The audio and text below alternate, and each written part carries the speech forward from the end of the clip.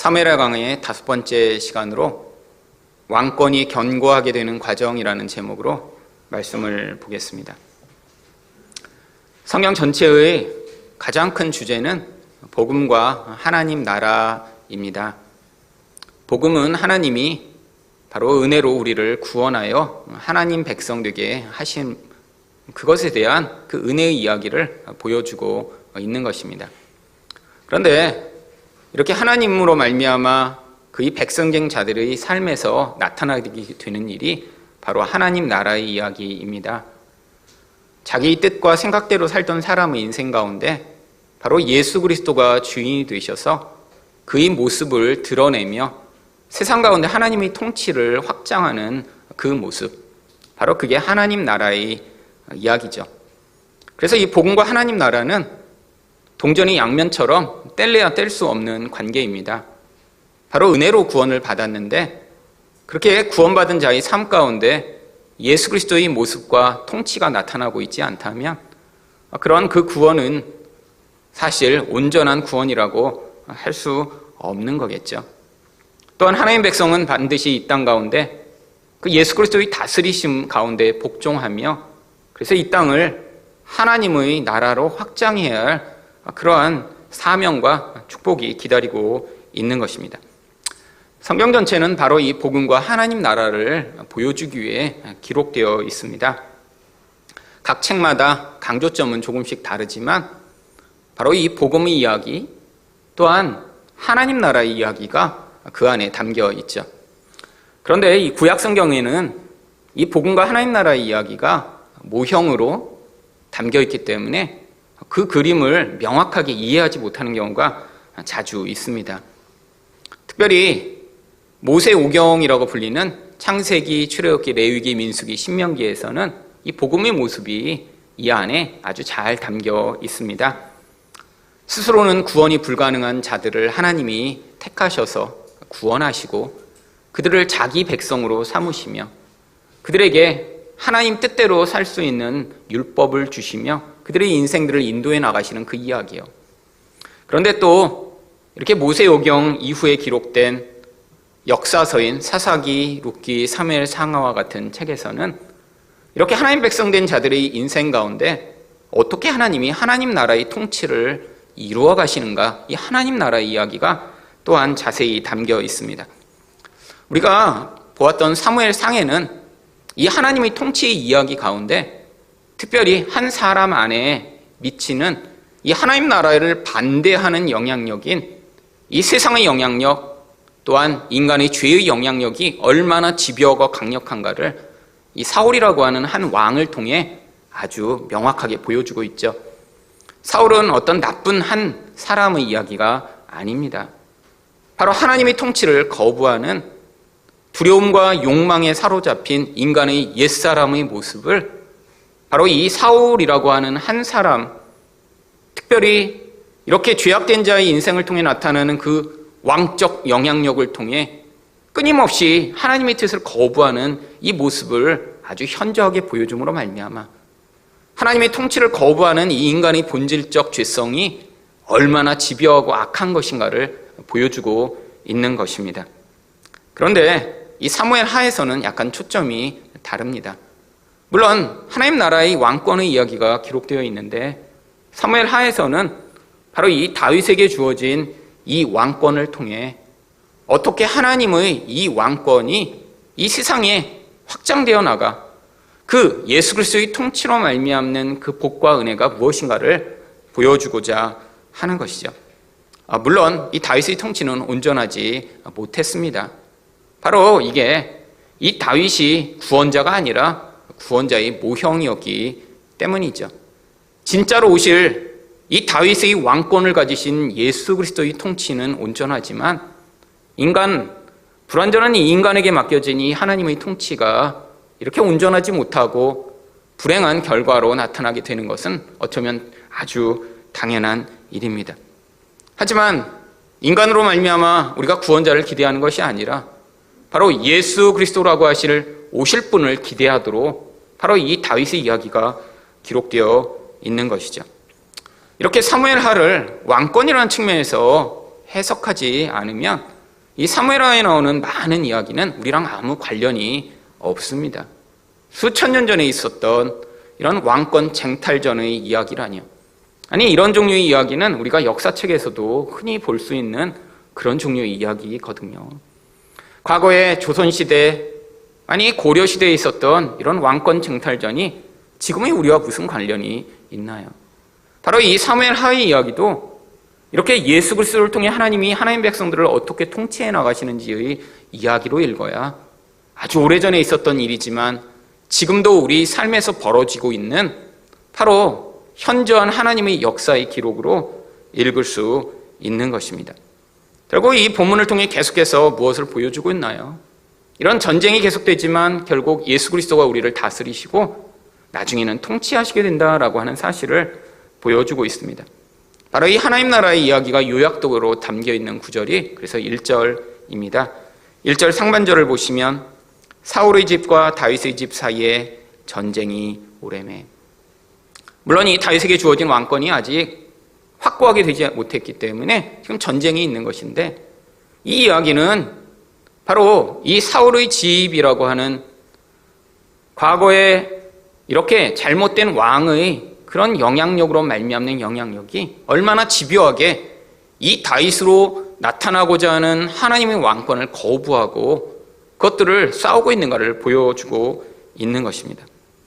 바로 이것은 그래서 우리에게 있어서는 이 예수 그리스도의 통치를 거부하는 이 옛사람의 영향력이 얼마나 예수 그리스도의 통치를 거부하며 끊임없이 반대하고 있는가를 보여주고 있는 것이죠. 우리 인생 가운데 이런 전쟁이 언제 본격적으로 일어나게 되나요? 결국 하나님의 은혜가 더 강할 때 더 강렬한 갈등과 더 싸움이 일어나게 되어 있습니다. 은혜 안에 있지 않으면 싸움도 없죠. 나의 본질과 나의 삶 전체가 바로 이 예수 그리스도를 향한 그 방향성 가운데 맞춰 나가려고 할 때만 이런 갈등과 고민들이 본격적으로 드러나게 되어 있습니다. 나의 본질은 세상 안에 있고 나는 늘 세상 사람처럼 되기를 원하며 예수님이 우리를 향해 무엇을 원하시는지에 대해 아무 관심이 없는 사람에게는 여기에 나와 있는 이런 싸움의 이야기, 통치의 이야기가 사실 전혀 와닿지 않습니다. 하지만 예수 그리스도의 뜻대로 살려고 하는 마음을 가지고 고민하고 기도하고 조금 더 말씀을 붙들며 그의 은혜를 받고자 몸부림치는 인생들 가운데는 바로 이 싸움의 이야기 가운데 주어지는 하나님의 약속이 우리에게 아주 큰 희망과 소망을 가져오죠. 여러분, 이런 싸움 가운데 있는 사람들은 반드시 어떤 질문을 하게 되어 있습니다. 첫 번째 질문은 이 싸움은 도대체 언제 끝나는 것일까? 여러분, 우리는 내 내면적 전쟁, 아니 세상에서 벌어지는 이런 싸움의 갈등들을 보며 도대체 예수님이 우리를 다스리신다는데 언제 그런 일이 일어나지? 그런 의문들을 반드시 갖게 되어 있습니다. 아니 그 통치가 좀 더 확실하게 나타나서 나도 내 내면으로 고민하지 않고 그냥 완전하게 예수님을 사랑하고 완전히 사랑하는 사람처럼 살고 싶은데, 아니 이렇게 왔다 갔다 요동하지 않고 정말 온전한 모습을 갖고 싶은데 근데 도대체 언제 그런 일이 일어날까? 그런 고민을 하게 되어 있죠. 그리고 또 다른 고민을 하게 됩니다. 그러면 정말 이 싸움의 끝에 정말 예수님이 승리하시는 것일까? 아니 지금 우리의 모습을 보면 예수님이 승리하시지 않는 것 같아요. 노력한 다음에 실패하고 좌절하고 자기 죄를 목격하고, 아니 10년 동안 열심히 애쓰고 노력했다고 하는데 그 결과가 이렇게 수치스럽고 참혹하게 나타나는 것들을 경험하고 나면 도대체 이 싸움이 예수님의 승리로 끝날 것인가에 대한 그런 심각한 질문을 하게 되어 있죠. 이 질문에 대한 답이 1절 하반절에 나옵니다. 다윗은 점점 강하여 가고 사울의 집은 점점 약하여 가니라. 여러분, 눈에 볼 때는 당장 이 예수님의 통치가 나타나고 있는 것 같지 않더라도, 아니 싸움이 굉장히 길고 지루한 것 같더라도 성경은 약속하고 있습니다. 예수님이 반드시 우리를 승리케 하실 것이며 예수님이 우리를 반드시 다스려 주실 것이라고요. 지금은 싸움이 계속되는 것 같지만 성경은 이미 주어진 결론을 가지고 우리에게 약속을 주고 있는 것이죠. 여러분, 결국 이 말씀을 통해 우리는 무엇을 배워야 하나요? 지금 벌어지고 있는 이 전쟁과 같은 상황, 갈등과 고민의 상황, 언젠가는 하나님의 것들을 온전케 하시며 다스리실 날이 우리에게 기다리고 있음을 우리가 믿어야 하는 것입니다. 그렇다면 이 예수님의 왕권이 어떻게 견고하게 되나요? 첫 번째로 생육하고 번성함을 통해서입니다. 오늘 2절부터 5절에는 다윗이 여러 아이들을 낳은 이야기가 기록되어 있습니다. 그런데 이 다윗은 이미 오래전에 결혼을 했고요. 또 광야에서도 2명의 아내를 취하여 결혼을 한 상태였습니다. 그런데 이 광야를 떠돌아다닐 때는 아마 상황이 너무나 불안정해서 아마 거기서는 아기를 갖지 못했던 것 같습니다. 근데 이 헤브론으로 오게 돼서 상황이 안정이 됐더니 그때부터 아이들을 낳기 시작했는데, 그런데 한 아내로부터 많은 아이들을 낳은 것이 아니라 각 아이마다 아내들이 다 다릅니다. 왕이 되면서 또 그런 자기의 하렘을 크게 만드는 그런 일을 했던 것 같습니다. 그런데 이 아이들의 이름에서 이 다윗의 왕권이 바로 어떻게 견고하여졌으며 또한 자기에게 주어진 이런 이 왕권을 다윗이 어떻게 생각하고 바라보고 있었는지가 드러납니다. 바로 첫 번째 아들의 이름은 암논입니다. 2절 말씀입니다. 다윗이 헤브론에서 아들들을 낳았을 때 맏아들은 암논이라 이스라엘 여인 아히노암의 소생이요. 이 암논이라고 하는 뜻은 신실한이라고 하는 뜻을 가지고 있습니다. 여러분, 무엇이 신실하다라고 하는 것이죠? 하나님의 약속이 신실하다라고 하는 것입니다. 여러분, 다윗이 정말 광야로 떠돌아다닐 때 하나님이 그에게 주셨던 그 약속을 믿었기 때문에 그 과정을 이길 수 있었을 것입니다. 여러분, 근데 과정 중에는 하나님이 주신 그 약속들이 진짜 이루어지는지 이루어지지 않는지 자신의 인생을 통해 그것들을 증거할 수 없죠. 근데 이 헤브론에서 기적적으로 이렇게 왕이 된 다음에야 정말 우리 하나님이 신실하신 분이시군요 라는 그 고백을 바로 첫째 아들의 이름에 담은 것입니다.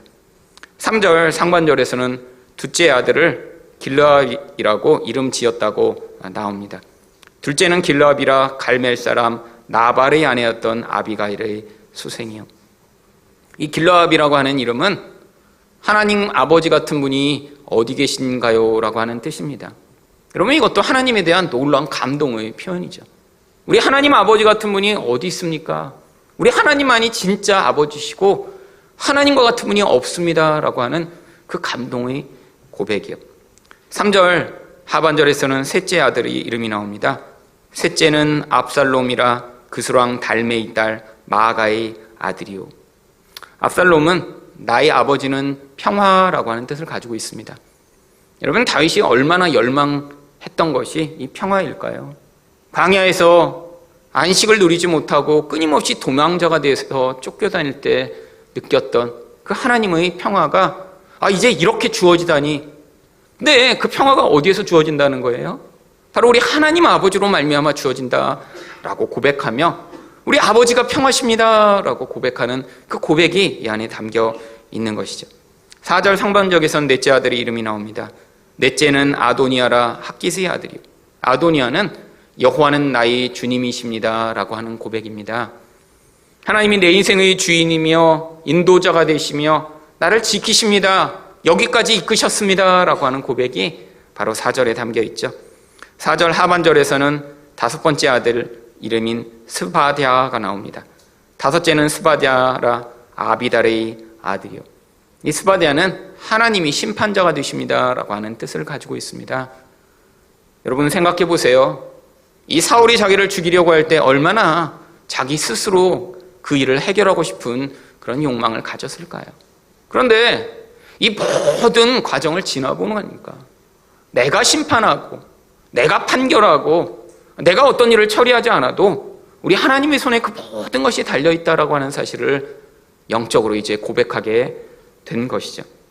5절 상반절에서는 여섯 번째 아들의 이름이 나옵니다. 여섯째는 이드르암이라 다윗의 아내 에글라의 소생이니 이들은 다윗이 헤브론에서 낳은 자들이었더라.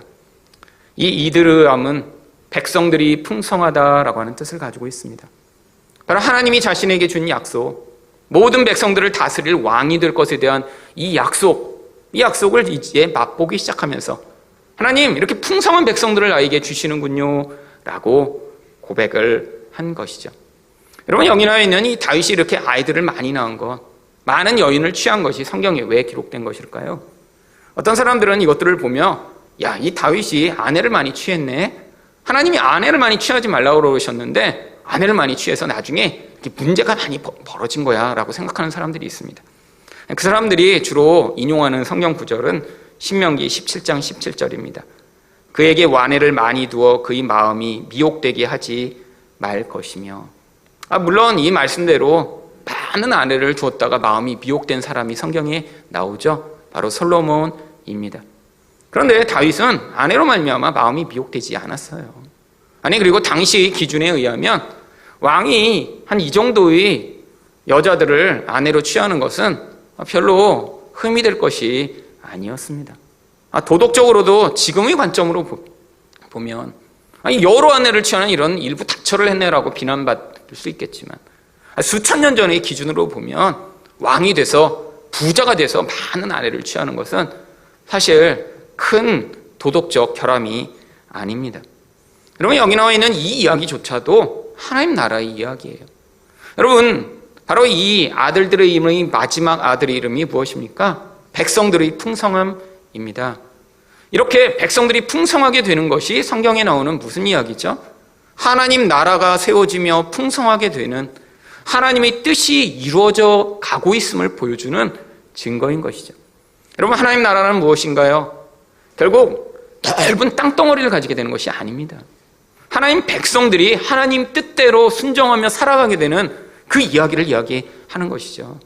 결국 그래서 하나님이 이 세상을 창조하실 때부터 하나님은 이 세상 가운데 이런 하나님의 형상을 가진 자들이 가득하기를 열망하시고 바로 창세기 1장 28절과 같은 축복을 주셨습니다. 하나님이 그들에게 복을 주시며 하나님이 그들에게 이르시되 생육하고 번성하여 땅에 충만하라. 땅을 정복하라. 바다의 물고기와 하늘의 새와 땅에 움직이는 모든 생물을 다스리라 하시니라. 여러분, 온 세상에 가득한 하나님의 모습을 가진 사람들이 많아지는 이야기예요. 여러분, 이게 성경 전체의 주제입니다. 다윗 시대뿐 아니라 이 시대에도 하나님이 우리에게 주시는 이야기가 바로 이 말씀이죠. 여러분, 세상 가운데 예수의 모습을 가진 사람들이 늘어나게 되는 이야기요. 그래서 그 예수님의 모습을 가진 사람들이 세상에 많아져서 그들을 통해 하나님의 나라가 이 세상과 이 모든 영역에 확장되는 바로 그 이야기요. 여러분, 바로 이렇게 되는 것이 이 세상 가운데 이 예수의 통치를 반대하며 또 예수의 통치의 확장을 막아내는 이 마귀적인 세력을 무찌르고 무너뜨리는 바로 하나님 통치의 이야기인 것입니다. 여러분, 이 구체적인 내용이 그래서 영적으로는 바로 요한계시록 7장 9절과 10절에서 다음과 같이 이루어집니다. 각 나라와 족속과 백성과 방언에서 아무도 능히 셀 수 없는 큰 무리가 나와 흰 옷을 입고 손에 종려가지를 들고 보호자 앞과 어린 양 앞에 서서 큰 소리로 외쳐 이르되 구원하심이 보호자에 앉으신 우리 하나님과 어린 양에게 있도다 하니. 여러분, 이것은 이미 영적으로 이루어진 하나님 나라의 그림을 우리에게 미리 맛보게 하시는 것입니다. 여러분, 바로 사도 요한이 영적인 눈이 열려서 지금은 박해받고 있지만, 지금은 현실적으로는 보이지 않지만 이미 하나님 나라에 이루어진 이 놀라운 광경을 눈으로 목도한 것이죠. 여러분, 우리가 끊임없이 이 예수 그리스도의 통치를 확장해야 되는 이유가 무엇인가요? 여러분, 이 예수의 통치를 확장하는 것을 다른 말로 이야기하면 전도고 선교고 어쩌면 봉사며 섬김이라고 할 수 있죠. 여러분, 우리 이익을 위해 전도하는 것인가요? 아니, 우리 이익을 위해 다른 사람에게 잘해주는 것인가요? 아닙니다. 바로 이 하나님 나라가 확장돼 바로 하나님이 태초부터 꿈꾸고 계시던 온 세상에 하나님을 찬양하는 하나님 백성들이 많아지면 예수를 닮은 사람들이 가득하게 되는 그 하나님 나라의 꿈이요. 여러분, 바로 우리를 그 꿈의 자리로 초대하고 계신 것입니다. 여러분, 지금은 소수일지 몰라도, 지금은 그렇게 많아 보이지 않을지 몰라도, 나중에 역사 이래로 하나님이 구원하신 모든 하나님 백성들이 하늘나라에 모여 함께 하나님을 찬양하게 되는 바로 그 자리에 서 있다라고 한번 생각을 해보세요. 여러분, 그것처럼 영광스럽고 그것처럼 기쁜 일이 어디에 있을까요? 여러분, 바로 그 자리에서 우리는 이제까지 내가 예수를 믿으면서는 정말 하나님이 이 세상을 통치하시나? 아니, 이 세상에 다른 더 강력하고 더 무서워 보이는 힘들이 많은데 우리 하나님이 정말 왕이시며 예수님이 정말 다시 오실까? 우리가 가끔씩 의문을 가질 때가 있지만 바로 이 모든 일이 이루어진 바로 그 자리에 우리가 섰을 때 그 놀라운 감동과 그 기쁨 가운데 왕이신 하나님을 찬양합니다. 구원하심이 예수 그리스도에게만 있습니다 라고 고백하는 그 자리에 서게 되는 거, 바로 그 감동의 자리로 하나님이 우리를 초대하시고자 바로 우리를 불러 그 예수 그리스도의 왕권을 확장하도록 초대하고 계신 것입니다. 두 번째로 어떻게 왕권이 견고하게 되나요? 적들의 분열을 통해서입니다. 6절 말씀입니다. 사울의 집과 다윗의 집 사이에 전쟁이 있는 동안에 아브넬이 사울의 집에서 점점 권세를 잡으니라. 여러분, 아브넬은 이스보셋을 사실 허수아비 왕으로 세운 것이죠. 물론 이스보셋이 사울의 아들이었지만 아브넬이 이 이스보셋을 왕으로 삼은 이유는 이 사울의 왕권을 견고하게 하고자 한 것이 아니었습니다. 그러니까 시간이 지나다 보니까 결국 진짜 영향력을 행사하던 이 아브넬의 영향력이 이 사울의 왕가에 영향을 미치며 바로 그가 진짜 어떤 의도로 이스보셋을 왕의 자리에 세웠는지 드러나기 시작합니다. 그런데 이렇게 한 나라에 두 영향력이 서로 권세를 가지고 싸우면 무슨 일이 일어나나요? 반드시 갈등과 분열이 일어나게 되어 있습니다. 그래서 7절에서 이스보셋이 아브넬을 도발합니다. 사울에게 첩이 있었으니 이름은 리스바요 아야의 딸이더라. 이스보셋이 아브넬에게 이르되 내가 어찌하여 내 아버지의 첩과 통관하였느냐 하니. 여러분, 왕에게 소속된 이런 첩은 사실 왕가의 소유입니다. 사울이 죽었더라도 여기 나와 있는 이 리스바라고 하는 사울의 첩은 바로 그 왕권을 물려받은 이스보셋만 취하게 되어 있습니다. 그런데 이 왕에게 소속된 이 왕의 하렘의 여자를 건든다는 것은 다른 말로 이야기하면 내가 왕권을 가지고 싶다라고 하는 아주 무서운 반역을 표출하는 것이죠. 그런데 정말로 이 아브넬이 이 리스바를 취하여 통관했을까요? 8절에서 나타나는 이 아브넬의 반응을 보면 아마 그렇지 않은 것 같습니다. 아브넬이 이스보셋의 말을 매우 분하게 여겨 이르되 내가 유다의 개 머리냐? 여러분, 개는 고대에 아주 멸시받던 존재였습니다. 지금처럼 집안의 개를 키우는 게 아니라 여기서 개라고 하면 항상 야생의 그런 개들을 이야기하죠. 썩은 고기를 뜯어먹는 그런 멸시받는 존재예요. 근데 아브넬이 내가 그렇게 멸시받는 존재냐? 아니, 그것도 내가 이 유다의 그런 개 머리처럼 아무 쓸모없는 그런 존재냐라고 지금 발끈 화를 내는 것을 보면 아마 진짜로 이렇게 사울의 첩과 간음을 하지는 않은 것 같습니다. 사람이 자기가 이렇게 찔리면 이렇게까지 화내지 못하겠죠. 근데 왜 이스보셋이 명확하지 않은데 이렇게 지적을 한 것일까요? 이 아브넬의 영향력이 너무너무 커지며 결국 두렵다 못해 저러다가 내 왕권까지 빼앗으면 어떻게 하지라는 그 두려움이 자극되니까 결국에는 자기를 도와주었던 이 아브넬을 의심하여 결국 이런 지적을 했던 것이죠. 근데 바로 이걸로 말미암아 이 아브넬이 너무너무 마음이 상해서 결국 이렇게 이야기를 합니다. 8절 하반절입니다. 내가 오늘 당신의 아버지 사울의 집과 그의 형제와 그의 친구에게 은혜를 베풀어 당신을 다윗의 손에 내어주지 아니하였거늘 당신이 오늘 이 여인에 관한 허물을 내게 돌리는도다. 물론 이 아브넬의 말이 옳습니다. 이 아브넬이 아니었으면 이스보셋은 왕이 될 수 없었죠. 근데 이 아브넬이 이렇게 자기 의의를 내세우며 내가 너를 넘겨주지 않은 거야. 근데 너가 나를 이렇게 취급해? 그러니까 지금 이렇게 더 많이 화가 나서 이렇게 비난을 하고 있는 것이죠. 그런데 이런 분노에 사로잡혔더니 결국 그래서 이 이스보셋을 도와주던 자리에서 이제 자기가 다시는 이제 당신을 돕지 않겠다라고 하는 이런 변절의 말을 합니다. 9절입니다. 여호와께서 다윗에게 맹세하신 대로 내가 이루게 하지 아니하면 하나님이 아브넬에게 벌 위에 벌을 내리심이 마땅하니라. 여러분, 이 아브넬은 하나님이 어떤 맹세를 다윗에게 하셨다고 얘기를 해요. 근데 그 맹세가 무엇이죠? 바로 10절의 맹세입니다. 그 맹세는 곧 이 나라를 사울의 집에서 다윗에게 옮겨서 그의 왕위를 단에서 부엘세바까지 이스라엘과 유다에 세우리라 하신 것이니라. 여러분, 하나님이 다윗에게 왕권을 주실 것에 대한 하나님의 맹세를 아브넬은 잘 알고 있었습니다. 그런데 하나님의 이 뜻과 맹세를 알면서도 왜 다윗을 왕으로 세우지 않고 이스보셋을 왕으로 세운 것인가요? 자기 욕심 때문이죠. 자기 기득권을 계속 유지하고 싶은 그 욕심이요. 그런데 그렇게 기득권도 유지하면서 또한 이 이스보셋을 왕으로 추대하고 자기가 왕이 되지 않은 것에 대해 칭찬을 받고 싶었는데 그 공로가 인정되지 않자마자 금방 변절하여 내가 하나님 뜻대로 하겠다라고 주장을 하기 시작합니다. 물론 하나님이 이런 인간의 욕심을 사용하신 것이죠. 만약에 이 강한 욕망을 가진 이 아브넬과 싸워서 끝까지 전쟁을 통해서 다윗의 왕권이 세워지려고 했으면 얼마나 많은 피가 흘렸어야 될까요? 그런데 이 사소한 싸움, 적들의 분열과 싸움으로 말미암아 결국 원래 하나님이 계획하시던 다윗의 왕권이 다윗에게 돌아가게 됩니다.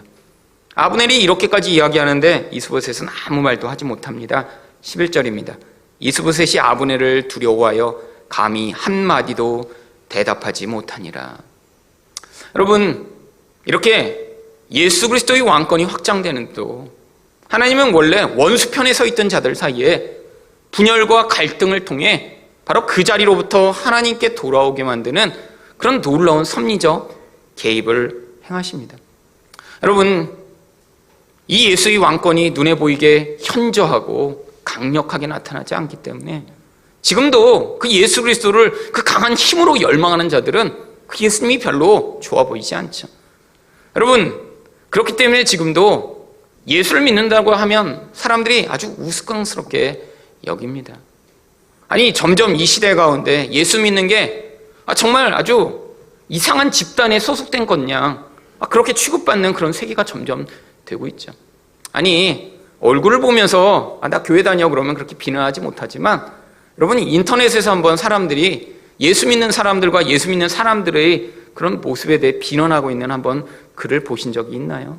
아니, 정말 그 자리에서는 자신이 예수를 믿고 정말 교회에 다니고 이 기독교가 맞다라는 사실을 주장하는 것조차 정말 꺼려질 정도로 정말 사람들의 이 기독교를 향한 비난과 공격이 얼마나 심한가요? 여러분, 왜죠? 예수를 믿는 게 그렇게 강해 보이지 않아서 그렇습니다. 사람들이 눈에 볼 때 별로 실제적으로 자기 인생 가운데 그렇게 큰 도움과 유익이 된다고 생각하지 않기 때문이죠. 여러분, 예수님이 오셨을 때도 그랬습니다. 아니, 하늘의 왕이며 하나님의 아들이 이 땅에 오셨는데 사람들이 기대하는 모습대로 강하고 능력 있는 자로 오시지 않으니까 특별히 예수님이 십자가에 매달려 돌아가셨을 때 모든 사람들이 그를 비난하고 거부하며 대적합니다. 여러분, 예수님과 관계없던 지나가는 사람들이 예수님을 향해 뭐라고 이야기를 했나요? 마태복음 27장 39절과 40절입니다. 지나가는 자들은 자기 머리를 흔들며 예수를 모욕하여 말도 안 돼, 말도 안 돼. 그러면 흔든 거예요. 저거 봐, 저거 봐. 왜 그렇게 흔들었죠? 이르되 성전을 헐고 사흘에 짓는 자여, 내가 만일 하나님의 아들이어건 자기를 구원하고 십자가에서 내려오라. 여러분, 십자가에 달린 예수를 보며 저게 하나님의 아들이야 그러면서 고개를 흔든 거예요. 여러분, 아니, 예수와 관계없던, 아니, 이전에는 예수를 벌떼처럼 쫓아다니던 사람들, 예수를 쫓아다니면 병 낫고 기적을 보니까 쫓아다녔던 그 사람들이 하며 바로 이렇게 반응했는데, 예수를 반대하던 무리는 얼마나 더 기세등등하게 예수를 거부했을까요? 바로 대제사장들과 서기관들, 장로들은 마태복음 27장 41절과 42절과 같이 반응합니다. 그와 같이 대제사장들도 서기관들과 장로들과 함께 희롱하여 이르되 그가 남은 구원하였을 때 자기는 구원할 수 없도다. 그가 이스라엘의 왕이로다. 지금 십자가에서 내려올지어다. 그리하면 우리가 믿겠노라. 아, 네가 이스라엘의 왕이야? 아니, 십자가에서 지금 내려와봐. 그럼 우리 믿을게.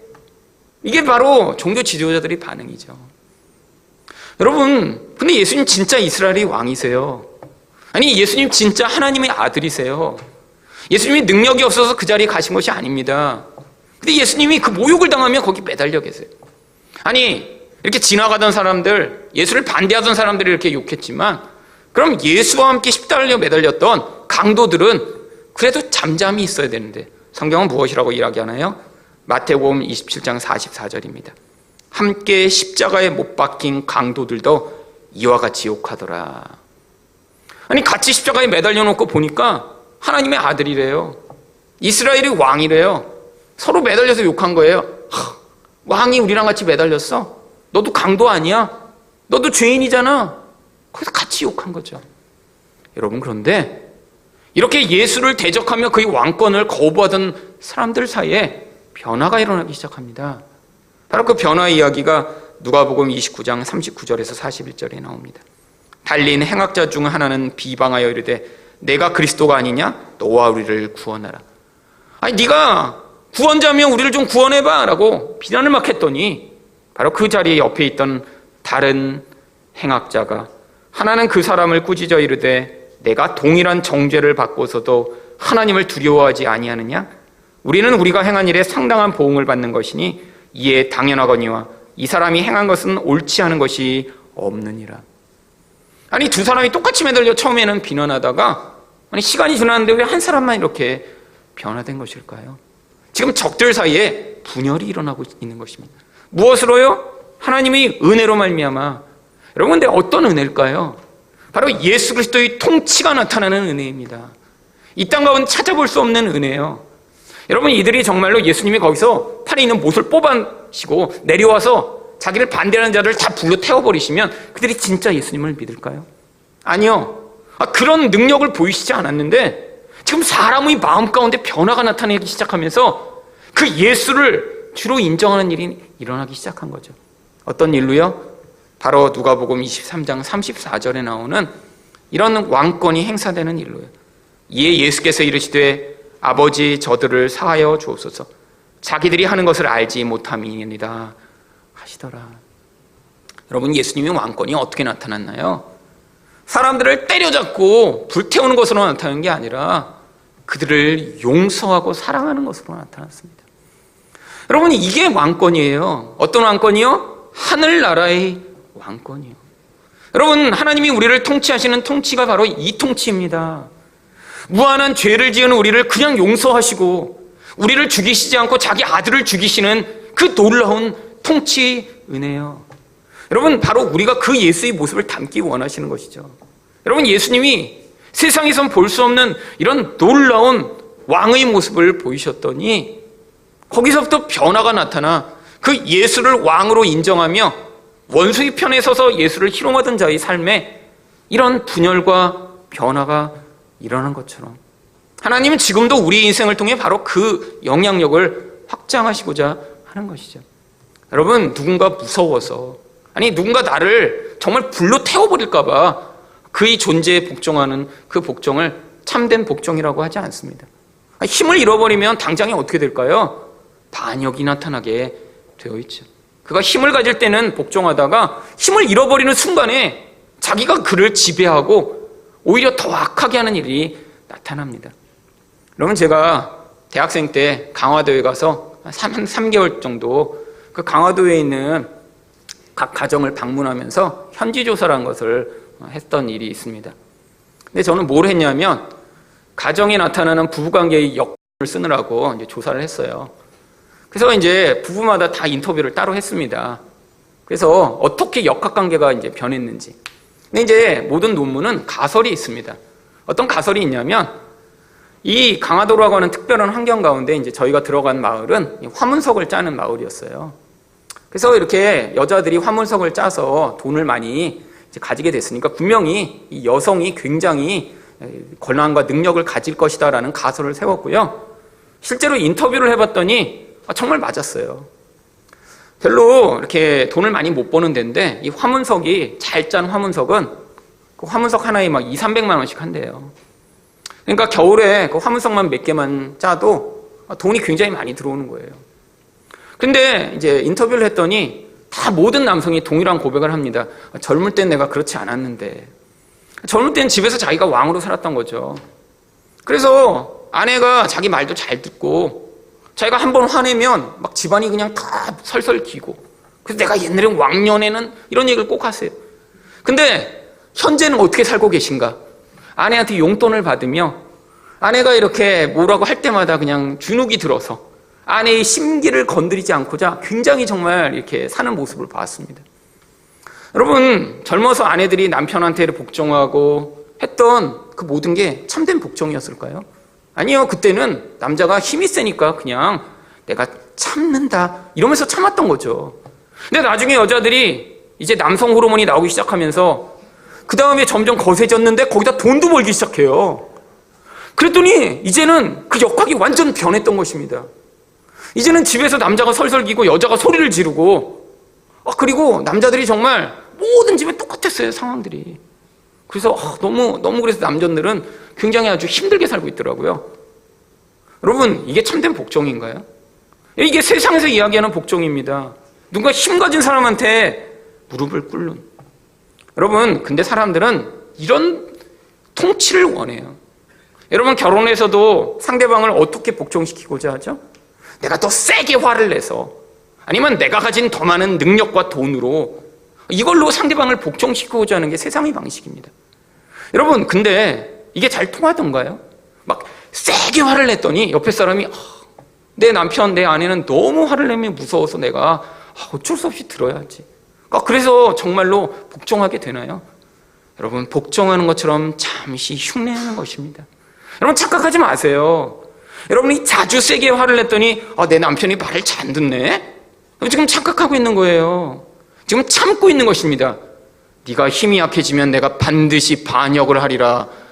지금 30년 동안 참다가 나중에 반드시 반역이 일어나게 되어 있어요. 여러분, 그럼 아주 무섭습니다. 무섭습니다. 여러분, 30년을 참았다고 생각해 보세요. 그럼 이거 참 무서운 거죠. 여러분 안에서 진정한 복종은 어떻게 일어나나요? 상대가 나를 위해 죽었어요. 나를 위해 정말 헌신을 해요. 그 큰 사랑에 내 본질 안에서 감동돼서 그 사랑을 위해 내가 살아야겠구나. 저 사람이 나를 이렇게 사랑하다니 나도 저 사람을 위해 살아야겠구나. 이런 마음으로 일어나는 복종이 진짜 복종입니다. 여러분, 이게 진짜 통치예요. 하나님이 우리에게 무섭게 하셔서 너 말 안 들으면 내가 그냥 불태울 거야. 말 안 들으면 나중에 지옥에 보낼지도 몰라. 그러니까 너 그냥 끝까지 말 잘 들어야 돼. 여러분, 이렇게 해서 우리가 예수를 믿는 것인가요? 아니에요. 우리는 실패하고 무너지는데 예수님을 통해 우리를 구원하신 것입니다. 우리에게 구원을 맡겨주신 게 아니에요. 네가 이렇게 잘하면 내가 구원하겠다라고 하는 게 아니에요. 여러분, 여기에서 이단이 갈리는 것입니다. 많은 이단들 가운데 바로 예수도 믿지만 우리가 율법도 잘 지켜야 된다고 이야기하는 이단들이 많아요. 왜요? 이 예수만으로는 뭔가 부족한 것 같으니까요. 내가 뭔가 열심을 더 부려야 될 것 같으니까요. 늘 나를 보면 실패하고 늘 무너지니까요. 아니에요. 하나님이 바로 은혜로 우리를 구원하시는 것입니다. 그런데 그 사랑을 받아들인 자만 뭘 할 수 있나요? 여러분, 그 강렬한 사랑, 우리를 향해 포기하지 않는 그 사랑 안에 매인 자만 바로 온전한 복종을 할 수 있는 것입니다. 여러분, 하나님이 무서워서 복종하세요? 나중에 여러분을 지옥 보낼까 봐 그래서 지금 교회 나오고 계세요? 여러분, 그런 분은 잠깐 쉬셔도 돼요. 하나님이 여러분 교회 쉬신다고 쫓아다니면서 여러분 막 문제 일으키시고 힘들게 하시지 않아요. 여러분, 하지만 진짜 여러분이 택함을 받은 자라면 예배를 쉬면 여러분 안에서 심각한 갈등과 고민을 경험하게 되어 있습니다. 여러분, 그거는 예배드리지 않는 하나님 백성들의 본질 안에 당연히 나타나야 될 결과죠. 여러분이 한 달을 쉬고 1년을 쉬었는데 그냥 삶이 너무 편안해요. 그러면 여러분이 본질 안에서 이미 구원받은 백성이 아니에요. 그럼 그때 확인하시면 돼요. 야, 1년을 안 갔는데 오히려 이렇게 편안하네. 구원을 원래 안 받았었구나, 내가. 그때 확인하시면 돼요. 그건 더 무서운 거죠. 아니, 평생 난 구원받은 줄 알고 다녔는데 구원을 안 받은 자였다니. 그럼 이거 얼마나 무서운 일일까요? 그러니까 시도해 보시고 싶은 분이 있다면 앞으로 제가 기회를 줄 테니까 저한테 말씀하시고 좀 쉬세요. 그럼 제가 그동안 연락을 안 드릴게요. 한 3개월 정도 제가 구원받았는지 안 받았는지 확인하고 싶어서 좀 예배를 쉬겠습니다. 그러면 제가 그동안은 전화를 안 드리겠습니다. 안 오셔도. 여러분, 그러니까 그냥 예배를 쭉 오시는 게 낫겠죠? 여러분, 그래서 나중에 정말 내가 3개월 만에, 6개월 만에 구원 못 받았다는 사실을 알게 되면 그거 얼마나 절망일까요? 30년 동안 스스로 속여왔어. 이게 무서운 거죠. 여러분, 나중에 천국 가면 이런 분들 많을 거예요. 60평생 교회를 위해 헌신했습니다. 근데 가봤는데 지옥이야. 그 황당함. 여러분, 이런 사람들 얼마나 많을까요?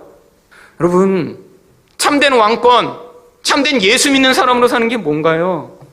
바로 이 인간적 왕 되고 싶은 이 욕망을 내려놓고 바로 이 참된 예수를 통해 받은 그 사랑의 은혜에 매여 나 또한 이렇게 남에게 복종하며 진정한 섬김을 베푸는 예수의 삶을 살아가는 것 아닌가요?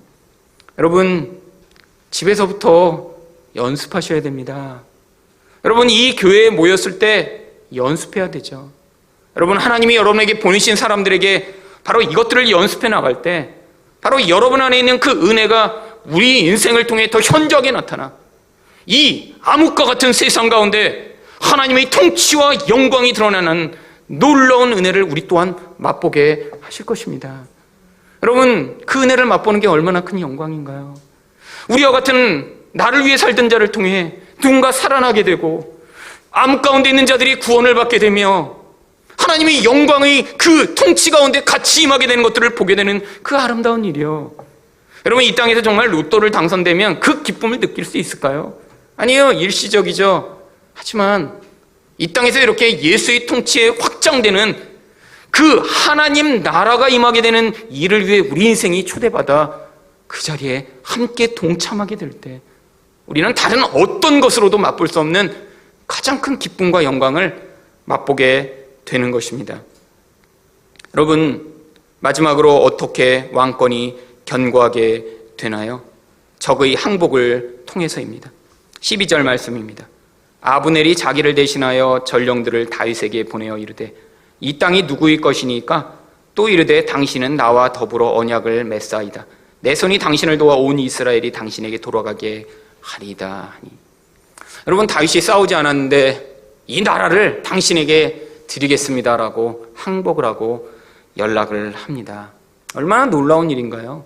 만약에 이 아브넬과 계속 싸우려고 했으면 수없이 많은 사람들이 죽었을 텐데 하나님이 바로 적들이 분열을 통해 결국 그 가운데 이렇게 예수 그리스도의 통치를 확장해 나가는 모습을 그림으로 보여주신 것이죠. 그때 다윗이 어떤 이야기를 하나요? 13절 상반절입니다. 다윗이 이르되 좋다, 내가 너와 언약을 맺으려니와. 그럼 다윗에게 있어서는 정말 놀라운 기회가 주어진 것이죠. 싸우지 않고 북이스라엘의 모든 지파들이 자기에게 복종하게 되다니요. 근데 조건을 겁니다. 13절 하반절입니다. 내가 내게 한 가지 일을 요구하노니 나를 보러 올 때 우선 사울의 딸 미가를 데리러 오라. 그리하지 아니하면 내 얼굴을 보지 못하리라 하고. 왜 미가를 오라고 한 것일까요? 사실 다윗의 마음 가운데 인간적으로 지금 이 왕권을 견고하게 하고 싶은 마음이 있어서였습니다. 왜요? 이 미갈은 바로 사울의 딸이잖아요. 지금 이 북쪽에 있는 이스라엘 지파들은 바로 사울의 왕권을 인정하기 때문에 지금 다윗에게 돌아오지 않았습니다. 근데 이 미갈을 자신이 원래 아내긴 해요. 근데 지금 다른 남자에게 가 있는데 그 아내를 찾아오면 지금 다윗의 지위가 어떻게 되는 거예요? 사울의 집안의 사위가 되는 거죠. 그러니까 자기가 왕권을 갖는 것이 정통성을 유지하게 되는 것입니다. 여러분, 그런데 이 인간적 생각이 아무런 소용이 없었습니다. 이렇게 미갈을 데리고 왔다고 정말 사람들이 인정하고 미갈이 없으니까 인정을 안 했나요? 아니에요. 하나님이 하시고 계신 것이죠. 여러분, 예수 그리스도의 통치가 인간적으로 확장되는 것 아닙니다. 세상 가운데 인간적인 방법으로 바로 이런 하나님 나라가 확장되는 게 아니라 하나님의 계획표대로 지금 그 일들을 행해 나가시는 거예요. 우리 인생 가운데도 마찬가지입니다. 여러분, 여러분의 인생 가운데 눈에 보이는 상황에 따라 거기서 여러분이 인간적으로 어떤 일을 한다고 어떤 일이 되어지나요? 아니요. 하나님이 계획 안에서 바로 이렇게 하나님의 뜻대로 하나님 나라를 견고하게 세워나가시는 것이죠. 바로 이 이야기가 그래서 17절, 18절 그리고 19절 상반절에 나옵니다. 아브넬이 이스라엘 장로들에게 말하여 이르되 너희가 여러 번 다윗을 너희 임금으로 세우기를 구하였으니. 여러분, 이스라엘 장로들은 계속해서 다윗을 왕으로 세워달라고 요청했다고 이야기합니다. 근데 아브넬이 왜 이 장로들의 요구 또한 묵살했나요? 자기 욕심 때문이었죠. 근데 마치 지금은 야, 이제 내가 니네 말을 이제야 들어주려고 해라고 마치 그들 편에 선 것처럼 이렇게 이야기를 하죠. 이제 그대로 하라. 여호와께서 이미 다윗에 대하여 말씀하시기를 내가 내 종 다윗의 손으로 내 백성 이스라엘을 구원하여 블레셋 사람의 손과 모든 대적의 손에서 벗어나게 하리라 하셨음이니라 하고 아브넬이 또 베냐민 사람의 귀에 말하고. 여러분, 아브넬이 스스로 가서 장로들을 다 설득하고 자, 니네 말대로 이제 다윗을 세워줄게라고 모두의 뜻을 하나로 모아 이제 다윗에게 나아가고자 합니다. 그래서 19절 하반절에 보시면 아브넬이 이스라엘과 베냐민의 온 집에 선하게 여기는 모든 것을 다윗의 귀에 말하려고 헤브론으로 가니라. 바로 다윗에게 이 왕권 이양의 모든 뜻을 전하고자 이제 헤브론으로 오게 됨을 이야기합니다. 여러분, 이 이야기가 무엇인가요? 결국 다윗 왕권을 반대하며 그 반대의 핵심에 서 있던 아브넬이 이제 결국 하나님의 계획과 역사로 말미암아 다윗에게 왕권을 이양하여 결국 이 다윗이 이스라엘의 통치자로 서게 되는 이 이야기, 바로 하나님 나라의 확장의 이야기를 이 가운데 보여주고 있는 것이죠. 여러분, 이렇게 똑같이 예수를 반대하던 입장에 서 있던 한 강도, 결국에는 그도가 그 십자가에 매달려 어떻게 예수 그리스도에게 항복하게 되나요? 누가복음 23장 42절입니다. 이르되 예수여 당신의 나라에 임하실 때 나를 기억하소서. 여러분, 왜 이게 놀라운 이야기인가요? 여러분, 지금 예수님이 십자가에 매달려 계시다가 예수님이 중간에 좀 놀라운 능력을 좀 보이셨어요. 이렇게 매달려 계시다가 좀 혼자 이렇게 공중에 뜨셨어요. 그래서 덜 아프게. 이렇게 보니까 저분 좀 덜 아프게 매달려 있네. 우리는 매달려서 죽을 것 같은데 저분은 이렇게 하나도 안 힘들어. 그러니까 예수님 당신의 나라에 임하실 때 저를 좀 기억해 주세요. 이런 게 아니에요. 여러분, 예수님은 아마 남보다 더 힘드셨을 것 같아요. 왜요? 하루 만에 죽으셨어요. 몇 시간 매달려 있다. 여러분, 이 십자가에 매달면요, 치명상을 주지 않고 오랫동안 고통을 주도록 매달린 곳이라, 여러분, 십자가에서 일주일씩 아주 끈기 있는 인간들은 일주일씩 매달려 있다 죽는데요. 여러분, 고통을 오래 주려고 십자가에 매달려 놓은 것입니다. 그러니까 명이 길고 이 인내가 많은 사람은 일주일씩 안 죽고 매달려 고통하는 거예요. 근데 예수님이 얼마나 고통하셨는지 6시간 만에 돌아가십니다. 그러니까 그 6시간 동안 아주 그냥 죽게 고통하신 거예요. 보니까 자기들보다 더 약해. 근데 그 약한 예수를 보며 당신의 나라에 임하실 때 나를 기억해달라. 그러면 도대체 어떻게 그런 고백을 할 수 있죠? 바로 하나님 나라가 그의 안에 임한 것입니다. 눈에 보이는 나라가 아니라 영적이고 더 강하고 영원한 하나님 나라를 믿음으로 받아들이게 돼서 바로 자기 왕으로 그 예수를 인정하게 된 강도의 모습인 것이죠. 여러분, 바로 이게 우리에게 필요한 믿음의 눈입니다. 이 세상 가운데는 돈이 하나님인 것 같아요. 이 세상에서는 권력을 가진 자가 하나님인 것 같아요. 이 세상에서는 그래서 그 힘 가진 자들이 생각과 뜻대로 이 세상이 움직여가는 것 같아요. 그렇지 않다는 거예요. 눈에 보이지 않지만 예수가 왕이십니다. 우리 인생을 다스리십니다. 우리 인생을 그래서 그 예수의 손에 의탁하여 그분의 뜻대로 우리 인생이 다스림 받기를 원할 때, 우리 인생 전부를 항복하며 그분에게 맡겨드릴 때, 이 세상뿐 아니라 영원한 하나님 나라에서 우리를 하나님의 백성으로 불러들이셔서 그 하나님 나라의 영광과 그 축복의 자리로 우리를 예수님이 초대하시는 것입니다. 여러분, 이 세상 나라가 너무 크게 보이며 그 예수의 왕권이 보이지 않는 분들은 그래서 기도하셔야 돼요. 이 강도와 같은 믿음의 눈을 갖게 해달라고요.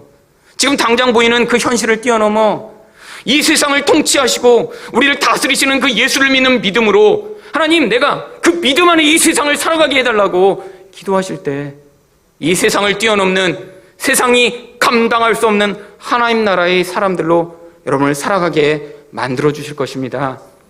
이 믿음을 가지며 세상 가운데 하나님 나라를 확장하시는 여러분 되시기를 축원드립니다.